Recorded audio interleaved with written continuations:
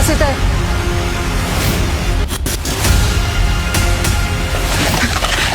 शर्वरीने केला आपला गुन्हा कबूल.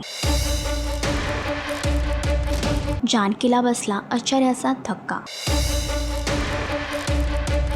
घरोघरी मातीच्या चुली या मालिकेच्या आगामी भागामध्ये एकीकडे शर्वरीला विक्रांतच्या खुनाखाली अटक केलं आहे, तर दुसरीकडे जानकीला असं वाटतंय की ती खरी आरोपी नाहीये आणि ती सुटका करून घेण्यासाठी पोलीस स्टेशनमध्ये येते. तेव्हा शर्वरीला जेलमधून बाहेर काढतात आणि ती इन्स्पेक्टरची रिव्हॉल्वर घेऊन तिथून पळून जाण्याचा प्रयत्न करत असते. मात्र जानकी तिला थांबवते आणि तिला सांगते की मी तुमची सुटका करून देणार आहे. पण शर्वरीने आता जानकी समोर गुन्हा कबूल केला आहे की तिनेच विक्रांतचा खून केला. तर सत्य ऐकून जानकीला देखील आश्चर्याचा धक्का बसला आहे. तर शर्वरीला आपल्या गुन्ह्याचं प्रायश्चित झालंय का? जानकी शर्वरीची साथ देईल का? मालिकेचा अपकमिंग ट्रॅक तुम्हाला कसा वाटला हे कमेंट करून नक्कीच सांगा. आणि असेच अपडेट जाणून घेण्यासाठी तुम्ही आमचं चॅनल डेलीच्या करिश्मा लाईक, शेअर आणि सबस्क्राईब नक्कीच करा.